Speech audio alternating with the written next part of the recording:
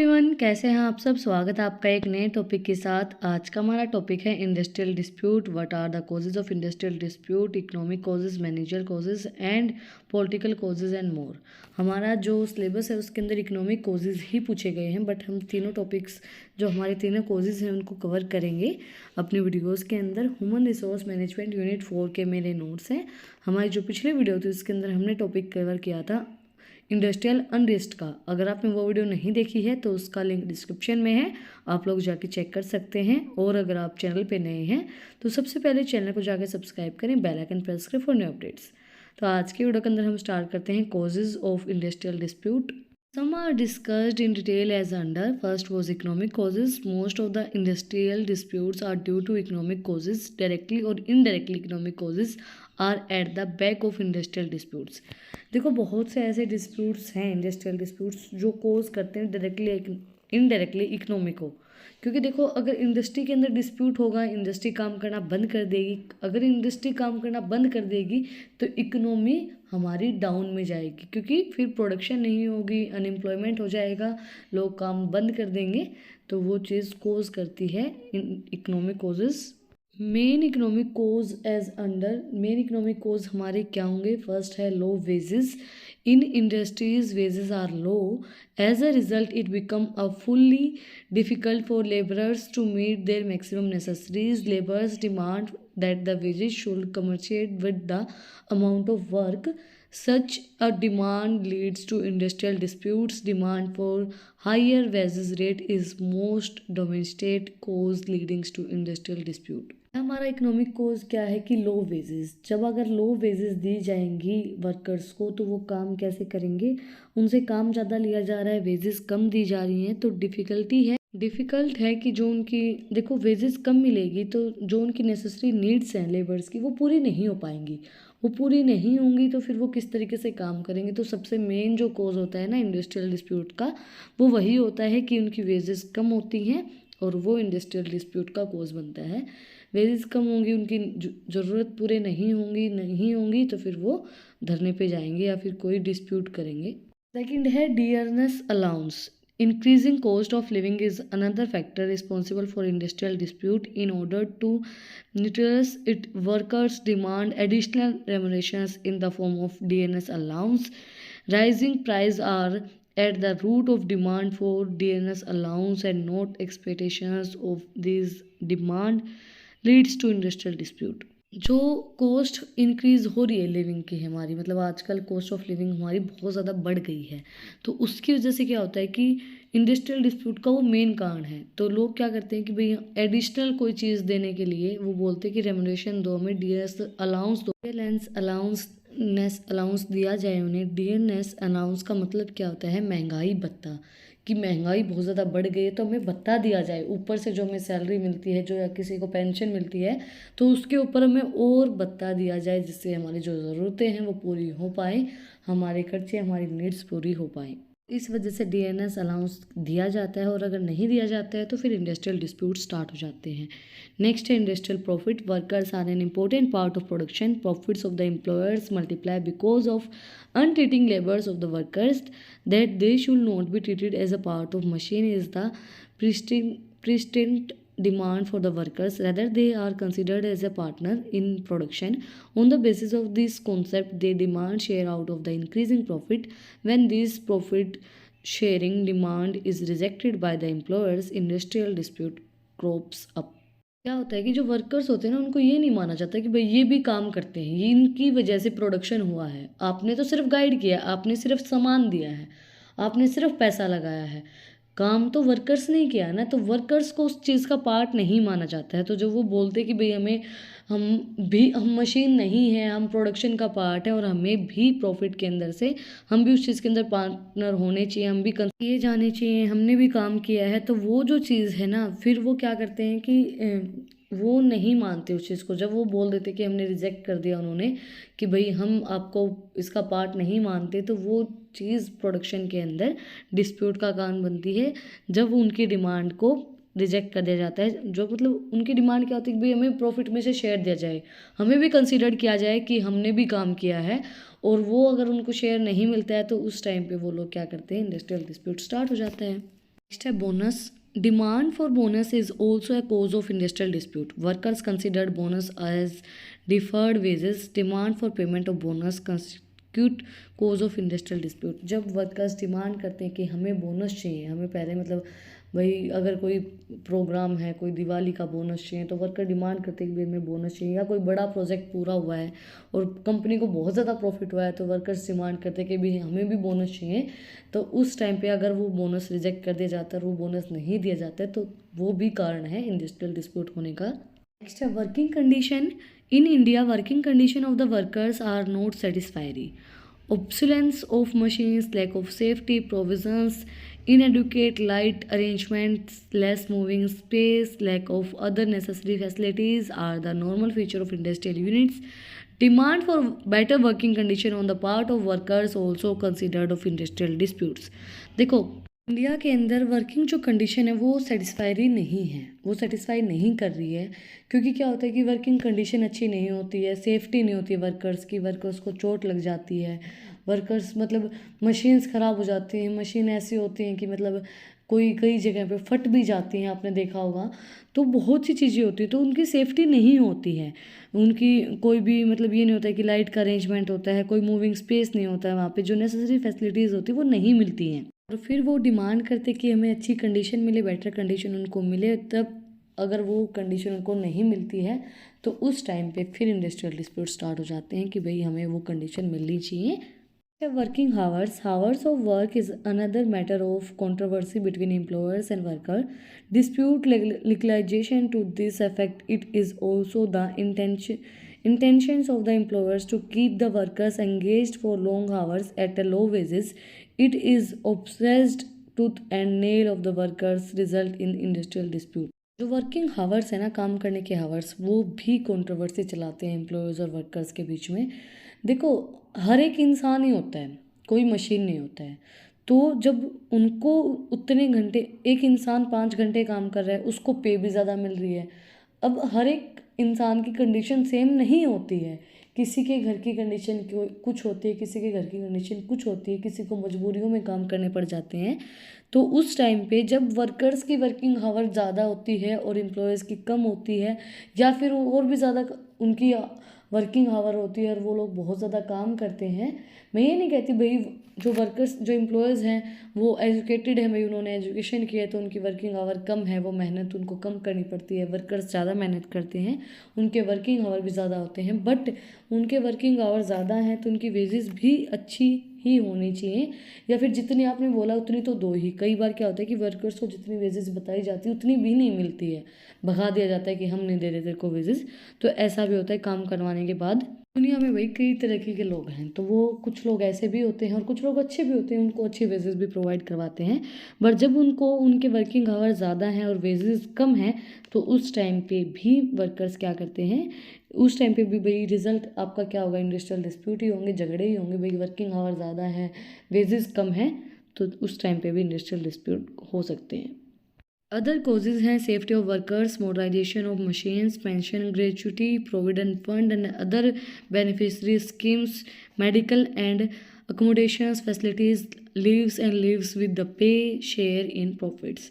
ये कुछ और कॉजेज़ हैं जो इकोनॉमिक कॉज हमें कर सकते हैं, जैसे कि वर्कर्स को सेफ्टी नहीं मिल रही है, मशीन्स और एडवांस हो गई हैं, वर्कर्स को चलानी नहीं आ रही हैं, और फिर मतलब कई तरीके की प्रॉब्लम्स वर्कर्स को फेस करने की मिल जाती हैं, जैसे उनको पेंशन नहीं मिल रही है, मेडिकल फैसिलिटीज़ नहीं मिल रही हैं, लीव नहीं मिल रही है, लीव अगर ले ली उसने तो उसके ऊपर पे नहीं मिल रही है, उनको प्रॉफिट के अंदर से शेयर नहीं मिल रहा है, वही से सेम चीज़ें हैं।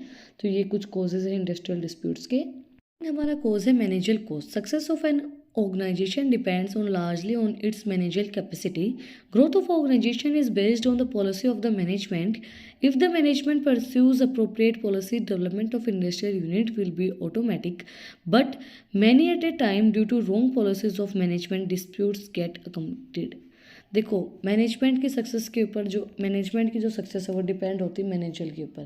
भाई मैनेजर की कैपेसिटी कितनी है, मैनेजमेंट कितना काम कर सकती है और कितनी एफिशिएंट वे में वो काम कर सकती है, उसी के ऊपर वो डिपेंड होती है। मैनेजमेंट की पॉलिसीज़ क्या है, किस तरीके से वो चीज़ों को डेवलप कर रही है, ऑटोमेटिक जो पॉलिसीज़ हैं वो क्या है, किस तरीके से वो काम करती है। लेकिन कई बार क्या होता है, मैनेजमेंट की गलत पॉलिसीज़ की वजह से इंडस्ट्रियल डिस्प्यूट हो जाता है। तो कौन कौन से डिस्प्यूट हो सकते हैं, किस तरीके से वो डिस्प्यूट हो सकते हैं। Causes of industrial disputes are as under: non-recognition of units. Employers' attitude towards trade union have been antagonistic from the very beginning. They do not want that labor should organize themselves. Hence, to prevent the workers from uniting, they refuse to recognize their unions. It leads to conflict between the employers and the workers. In order to create rift among the workers, they declarably recognize the rival units. देखो, non recognition of unit, जब आपने recognise ही नहीं किया है units का, employees जो हैं वो अपने एटीट्यूड में रह रहे हैं, उनकी ट्रेड यूनियन अलग है बिगनिंग के अंदर ही, तो जब आप लोग नहीं कर रहे हैं लेबर्स को एक ऑर्गेनाइज वे में, और आप लोग क्या कर रहे हैं, उनको वर्कर्स को अच्छे से रिकॉग्नाइज नहीं कर रहे हैं, उनकी यूनिट को अच्छे से रिकॉग्नाइज नहीं कर रहे, अभी एम्प्लॉयर्स और वर्कर्स की दोनों ही यूनिट्स को अलग अलग तरीके से रिकॉग्नाइज नहीं किया गया है, तो फिर उस टाइम पे कॉन्फ्लिक्ट्स क्रिएट होते हैं एम्प्लॉयर्स और वर्कर्स के बीच में। और वो चीज़ें हमारी, मतलब जब आप रिवील कर दोगे यूनियन का, भाई ये यूनियन इनकी, ये यूनियन इनकी, तो अलग चीज़ होती है। अगर आप नहीं उनको करोगे तो वो इंडस्ट्रियल डिस्प्यूट्स को क्रिएट कर सकते हैं। Violence of agreements. Employers and workers do enter into agreement on various issues. On many occasions, the employers do not enforce these agreements, nor do the strictly adhere to them. It also accounts from dispute between the two parties. Violence of agreement. Employees और जो workers हैं वो agreement issue on various issues, मतलब ये नहीं होता कि आपने agreement के अंदर कुछ लिखा और आपने किया कुछ और आपने दिया कुछ। जैसे अभी एग्रीमेंट के अंदर मेरे को साइन किया गया कि मुझे 10 लाख रुपए साल का पैकेज मिलेगा। अब वो चीज़ वो नहीं दे रहे हैं। उन्होंने बोला, जैसे कई बार एग्रीमेंट होते हैं ना, कि उन्होंने बोला कि आपको साल के अंदर 2 फॉरेन ट्रिप्स होंगे और आपको 10 लाख रुपए का पैकेज मिलेगा। वो चीज़ उन्होंने एग्रीमेंट के अंदर तो बोल दी, बट वो चीज़ उन्होंने फुलफ़िल नहीं की। तो जब एग्रीमेंट के अंदर जो चीज़ बोली गई वो फुलफ़िल नहीं होती है, ये मैंने एग्जांपल दिया है, अगर नहीं होती है तो उस टाइम पे फिर वॉयलेंस हो सकता है, वर्कर्स और एम्प्लॉयज़ के बीच में इश्यूज आ सकते हैं और इंडस्ट्रियल डिस्प्यूट को कॉज कर सकता है। नेक्स्ट है ill treatment by managers and supervisors. Manager and supervisors consider themselves to be the superior. It is under the influence of the superiority complex that they ill treat the workers. The sum is vehemently obsessed by the trade unions. देखो, manager और supervisor कई बार क्या होते हैं कि अकड़ में आ जाते हैं कि भाई हम सुपीरियर हैं, हम क्यों किसी की सुनेंगे या कुछ भी, और वो उनको कुछ भी नहीं समझते हैं वर्कर्स को कि भाई ये क्या है, ये हमारा क्या कर सकते हैं, और उनको अच्छे से ट्रीट नहीं करते हैं, गाली गलौज करते हैं। तो उस टाइम पे इंडस्ट्रियल डिस्प्यूट हो सकता है जब मैनेजमेंट और जो सुपरवाइज़र है वो उनको अच्छे से ट्रीट नहीं करेंगे। Defective recruitment procedure and employees development policies. Defective recruitment system also give rise to industrial disputes. Many a time workers are recruited by the middlemen who get briefed from them that they take undue advantage of helplessness of the workers. Defective development policies like for favoritisms in promotions, unnecessary and biased transfers cause full approach towards training facilities on the part of employers also contribute to industrial dispute. जो defective recruitment है, मतलब क्या होता है ना, कई बार जैसे किसी ने आपकी वो कहते हैं ना सिफारिश, किसी ने आपको रिकमेंड कर दिया और रिकमेंड करने के बाद आपको रिक्रूट कर लिया गया और उनको काम आता ही नहीं है, तो वो जो चीज़ है, और जो अच्छे से काम कर सकते हैं जो लोग, उनको काम, मतलब उनको इतना वो नहीं मिल रहा है, उनको प्रायोरिटी नहीं मिल रही, और जो मतलब किसी की रिकमेंडेशन से आए उनको ज़्यादा प्रायोरिटी मिल रही है, उनको ज़्यादा प्रमोशन मिल रही है, उनको ज़्यादा पैसे मिल रहे हैं, तो वो जो चीज़ है वो इंडस्ट्रियल डिस्प्यूट को कोज करती है। लास्ट है हमारा political cause. Political cause are not less significant than economic and managerial cause on accounting of industrial dispute. देखो, पॉलिटिकल कोज ज़्यादा इंडस्ट्रियल डिस्प्यूट का कोज नहीं होता है, मैनेजरल इकोनॉमिक ज़्यादा होते हैं.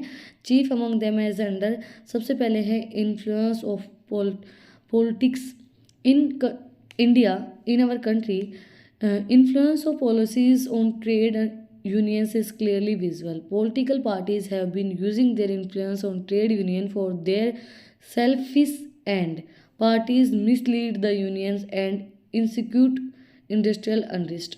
देखो, पॉलिटिकल कोज के अंदर क्या आएगा कि वही कई बार क्या करते हैं कि सेल्फिश, खुद की सेल्फिश के लिए कोई कमी नहीं होती है, और किसी को नीचा दिखाने के लिए, किसी कंपनी को डुबाने के लिए अपने पैसे देके और इंडस्ट्रियल डिस्प्यूट को किया जाता है सेल्फिश, खुद की सेल्फ उसके लिए, खुद की सेल्फ रिस्पेक्ट को बचाने के लिए। पॉलिटिकल जो कहते हैं ना, पॉलिटिकल ने चाल चली है, जो हमारी पॉलिटिकल पार्टीज़ है वो चाल चलती हैं सेल्फ रिस्पेक्ट के लिए, या फिर अपनी उसको राजनीति करती है ना, उसको क्या बोलते हैं, अपनी पार्टी को जिताने के लिए।